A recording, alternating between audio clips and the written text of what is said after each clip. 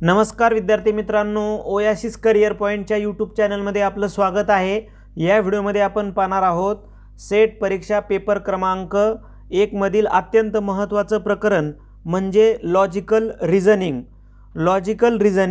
भाग 11, ज्यामध्ये वेन आकृती या अत्यंत महत्त्वाच्या टॉपिकवर आपण चर्चा करणार आहोत। आपण या अगोदर वेन आकृती या टॉपिकच्या संदर्भानं भाग 1 आणि भाग 2 यामध्ये देखील चर्चा केलेली आहे।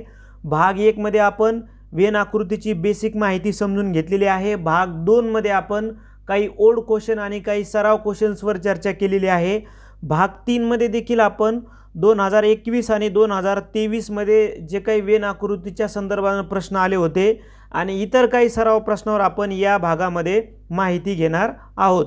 तर अधिक वेळ न घेता लगेच आपण काही ओल्ड क्वेश्चन वेन आकृतीचे आणि काही मॉडेल क्वेश्चनच्या संदर्भाने चर्चा करूया। 2023 ला जो पेपर झाला होता सेट परीक्षा पेपर क्रमांक 1, त्यामधील वेन आकृतीचा क्वेश्चन्स बघा कसा आला होता।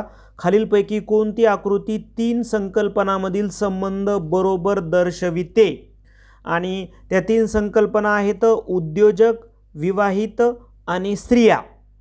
आता आपल्याला असं समजायला पाहिजे की लघु उद्योजक या स्त्रिया पण असू शकतात आणि विवाहित पण असू शकतात।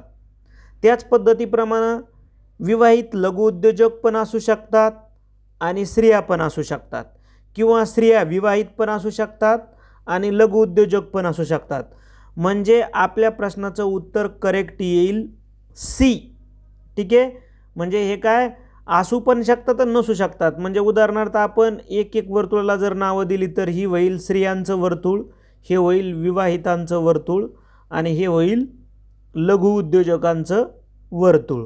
ठीक आहे, याचा अर्थ लघु उद्योजक बघा या विवाहितच्या पण वर्तुळात चाललेत लघु उद्योजक, काही स्त्रियांच्या बी वर्तुळात चाललेत आणि काही स्त्रिया पण असू शकतात लघु उद्योजक आणि काही विवाहित पण असू शकतात ते इथं, असं प्रत्येकाच्याच बाबतीमध्ये होईल। म्हणून सी हे आपल्या प्रश्नाचं इथं करेक्ट उत्तर असणार आहे। आता नेमकं बेसिक वेन आकृतीचा प्रश्न कसा सोडवायचा आहे, काय आहे बेन कन्सेप्ट काय आहे, हे तुम्ही भाग 1 मध्ये बघून घ्या। या व्हिडिओच्या डिस्क्रिप्शन बॉक्समध्ये तुम्हाला मिळून जाईल, किंवा जे आपलं टेलिग्राम चॅनल आहे सेट नेट स्टडी, इथं देखील तुम्हाला या व्हिडिओच्या लिंक मिळून जातील। त्यानंतर 2021 ला जो पेपर झाला त्यामधील प्रश्न कसा आला होता बघा वेन आकृतीवर, वैयक्तिक खेळाडू, स्त्रिया आणि माता हा शब्दसंबंध दर्शवणारी परफेक्ट वेन आकृती आपल्याला निवडायची आहे। आता आपल्याला क्लिक व्हायला पाहिजे की वैयक्तिक खेळाडू असा एक शब्द आहे, एक स्त्रिया आणि एक माता।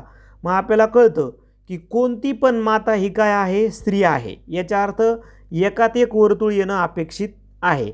म्हणजे आपण जर पर्याय बी निवडला तर आपलं उत्तर अगदी बरोबर येतं। का बरोबर येतं? कारण बाहेरचं जे वर्तुळ असणार आहे हे असणार आहे स्त्रियांसाठी, ठीक आहे, कारण आणि आतमधलं जे वर्तुळ असणार आहे हे असणार आहे मातांसाठी, कारण प्रत्येक माता ही काय आहे, स्त्री आहे, किंवा सर्व माता या काय आहेत, स्त्रिया असतातच। ठीक आहे, मग आता ही झाली एकात एक वर्तुळ, पण हे जे वर्तुळ आहे हे वर्तुळ असणार आहे वैयक्तिक खेळाडूचं, वैयक्तिक खेळाडू। आता हे कसं, कारण काही खेळाडू हे माता पण असू शकतात, म्हणजे इतके काही वैयक्तिक खेळाडू माता पण असू शकतात, काही वैयक्तिक खेळाडू स्त्रिया असू शकतात इतर ज्या माता नाहीत, ठीक आहे, स्त्रिया पण असू शकतात, आणि काही वैयक्तिक खेळाडू ज्या माताही नाही स्त्रिया नाहीत म्हणजे ते इथं येतील, म्हणजे पुरुष वगैरे मुलं वगैरे जे काही असतील ते अशा पद्धतीनं।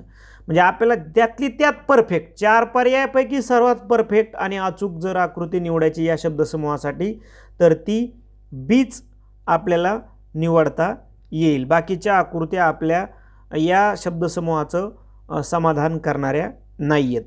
त्यानंतर नेक्स्ट बघा, अधातू, अभ्रक, सोडियम या शब्दसमूहासाठी कोणती वेन आकृती अर्थपूर्ण ठरेल?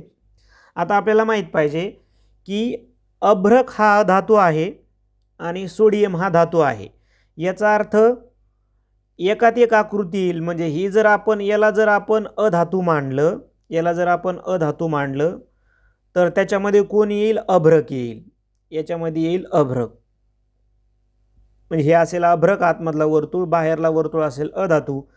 पण मग आता अभ्रकचा आणि अधातूचा संबंध येणार नाही सोडियम सोबत, कारण सोडियम काय धातू आहे म्हणून सोडियमला स्वतंत्र या दोन्ही वर्तुळाशी स्वतंत्र ठेवावं लागेल. म्हणजे पर्याय ये हे आपल्या प्रश्नाचं इथं उत्तर होणार आहे. बाहेरचं जे वर्तुळ आहे ते आहे अधातूचं, आतमधलं वर्तुळ जे आहे ते आहे अभ्रक आणि बाहेरचं जे स्वतंत्र वर्तुळ आहे ते असणारे धातूचं. हे आपल्याला लक्षात येणं अपेक्षित आहे. त्यानंतर नेक्स्ट क्वेश्चन आहे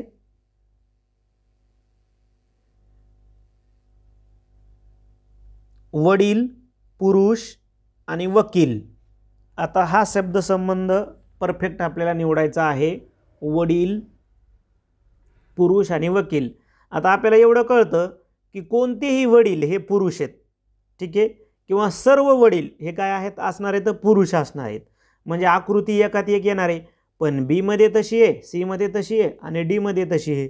मग आपल्याला आता वकिलाचा संदर्भ घ्यावा लागेल. आपल्याला एवढं तर कळलं की सर्व वडील हे काय आहेत पुरुष आहेत, म्हणजे बाहेरचं वर्तुळ असणारे पुरुषाचं आणि आतमधलं वर्तुळ असणारे वडिलांचं. मग तिथं बी मध्ये येऊ लागले, सी मध्ये बी संदर्भ येतो, डी मध्ये येतोय. आता वकिलाचा संदर्भ कसा आहे बघा.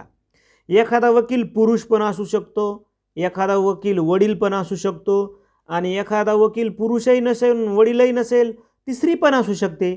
म्हणून मग आपल्याला ह्या दोन्हीच्या बाहेर असणारा पण वर्तुळ छाता आणि आतमध्ये असणारं पण वर्तुळ, म्हणून डी ची उत्तराची निवड करावी लागेल. बघा आता आतमधलं जे वर्तुळ आहे हे आतमधलं वर्तुळ आहे वडिलांसाठी, बाहेरचं जे वर्तुळ आहे ते असणार आहे पुरुषांसाठी, कारण सर्व वडील काय आहेत तर पुरुष आहेत. ओके. आणि मग पुरुषांनाही आणि वडिलांना नाही छेदणारं वळ असणारे वकिलांचं. कारण काय, ह्याला जर आपण वकील असं म्हटलं तर बघा काही वकील हे वडील पण यायले, पुरुष पण यायला लागले आणि बाहेरचे ते मग स्त्रिया पण असू शकतात वकील. म्हणून डी हेच काय परफेक्ट समाधानकारक इथं उत्तर असणार आहे. त्यानंतर नेक्स्ट बघा, इथं खूप सारं तुम्हाला प्रश्न मोठा आहे असा वाटतो, आपण फक्त समसंबंध घ्या. काय म्हणते ते, नद्या, कालवे आणि बारमाही पाण्याचे स्रोत असा संदर्भ आपल्याला त्यांनी दिलेला आहे. ठीक आहे. मग आता आपण उत्तर घेऊ शकतो. बघा तुम्ही म्हणणं आपण उत्तर कोणतं घेऊ शकतो, याच्यामध्ये एक तर कटला, बारमाही पाण्याच्या स्रोत. आपण जर असं वर्तुळ घेतलं तर एका ठिकाणी नद्या येतील, एका ठिकाणी कालवे येतील. म्हणजेच आपण उत्तर काय घ्यायला पाहिजे, 5. म्हणजेच डी इथं पर्याय डी मध्ये 5 आहे, म्हणजे पर्याय डी हे आपल्या प्रश्नाचं उत्तर आहे.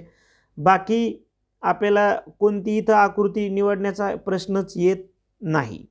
त्यानंतर नेक्स्ट बघा, लोखंड, लाकूड व टेबल या शब्दसमूहासाठी कोणती वेन आकृती अर्थपूर्ण ठरेल. लोखंड, लाकूड आणि टेबल, तर आकृती बी.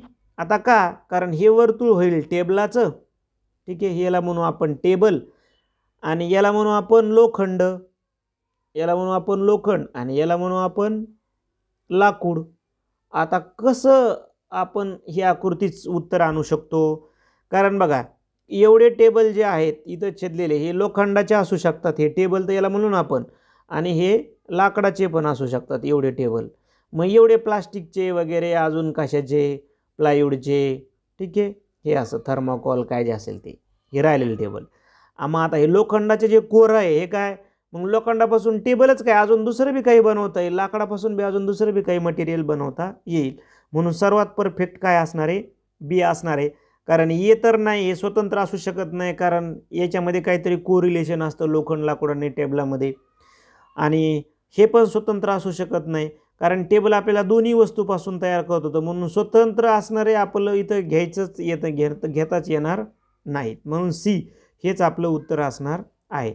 अशा पद्धतीनं आपण वेन आकृत्यावर आधारित प्रश्नांचा सराव केला. आपल्याला जर वेळ मिळाला तर आपण परत काही प्रश्न घेऊन येऊयात. जे यावर्षी विद्यार्थी सेटची तयारी करतात अशा विद्यार्थ्यांसाठी आपण एक सराव पेपर सिरीज सुरू केलेली आहे. परीक्षा जी होणार आहे तुमची 7 एप्रिल 2024ला, यासाठी आपण पेपर क्रमांक 1 साठी 15 PDF स्वरूपामध्ये सराव पेपर घेणार आहोत. तुम्हाला व्हॉट्सअप थ्रू तुम्हाला ते PDF पाठवण्यात येतील. 15 सराव पेपरची फीस असणार आहे 500 रुपये आणि प्रत्येक प्रश्नाचं जे विश्लेषण आहे ते तुम्हाला व्हिडिओद्वारे करून मिळेल. तुम्हाला मराठी माध्यमातून पेपर मिळेल. तुम्ही 98 23 24 71 91 या मोबाईल नंबरवर फोनपे किंवा गुगल पे करून तुम्ही फीस पे करू शकता. नाव येईल ओएसिस करिअर पॉईंट किंवा गणेश विश्वनाथ गुजर. तुम्हाला खालील पद्धतीनं ते पेपर मिळतील. 24 डिसेंबरला पहिला पेपर असेल 24 डिसेंबर 2023. दुसरा पेपर असेल 31 डिसेंबर 2023. तिसरा पेपर आहे 7 जानेवारी 2024. चौथा असेल 14 जानेवारी 2024. तुम्ही कधीही टेस्ट सिरीज जॉईन करू शकता. या अगोदर जे झालेले तुमचे तारखेच्या अगोदरचे सर्व पेपर तुम्हाला एकदाच मिळतील. तुम्ही हा व्हिडिओ जर नंतर 5 जरी असले तरी पण तुम्हाला हे पेपर मिळून जातील. यामध्ये तुम्हाला या प्रत्येक तारखेला 11 वाजता PDF स्वरूपामध्ये पेपर पाठवण्यात येईल. त्याच तारखेला दुपारी 2 वाजता त्याची आन्सर की पाठवण्यात येईल आणि त्याच तारखेला संध्याकाळी 8 वाजता विश्लेषणाचा व्हिडिओ पाठवण्यात येईल. धन्यवाद.